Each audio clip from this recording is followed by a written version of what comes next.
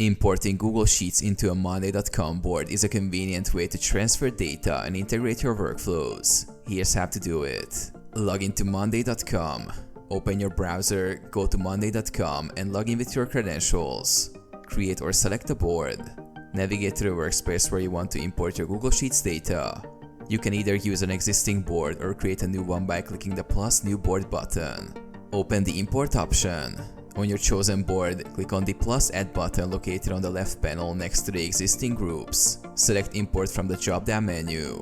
Choose Google Sheets. In the import options window, select Google Sheets. You may need to grant Monday.com access to your Google account if you haven't done so already. Select the file.